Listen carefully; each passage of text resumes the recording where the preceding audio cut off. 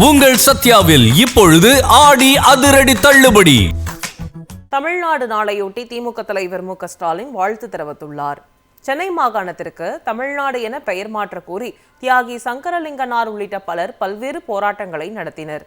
இதன் தொடர்ச்சியாக 1967ஆம் ஆண்டு ஜூலை 18 அன்று அப்போதைய முதல்வர் பேரறிஞர் அண்ணாவின் தலைமையிலான அரசு சட்டமன்றத்தில் இதற்கான வரலாற்று சிறப்புமிக்க தீர்மானத்தை கொண்டு வந்து ஒருமனதாக நிறைவேற்றியது. இந்த முக்கிய தினத்தை நினைவு கூறும் வகையில் ஜூலை 18ஆம் தேதி தமிழ்நாடு நாளாக அறிவிக்கப்பட்டு கடைபிடிக்கப்பட்டு வருகிறது.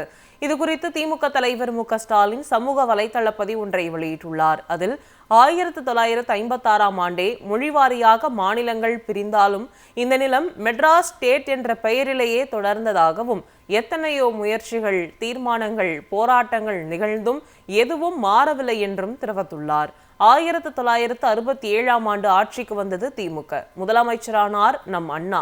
வரலாற்றில் பொன்னாளாக நிலை பெற வந்தது அந்நாள் என்றும் அவர் குறிப்பிட்டுள்ளார்.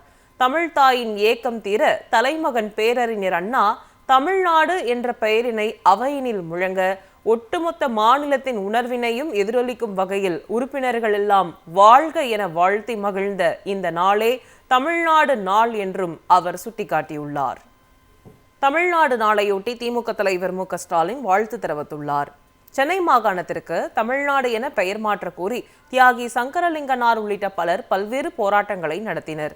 இதன் தொடர்ச்சியாக 1967ஆம் ஆண்டு ஜூலை 18 அன்று அப்போதைய முதல்வர் பேரறிஞர் அண்ணாவின் தலைமையிலான அரசு சட்டமன்றத்தில் இதற்கான வரலாற்று சிறப்புமிக்க தீர்மானத்தை கொண்டு வந்து ஒருமனதாக நிறைவேற்றியது.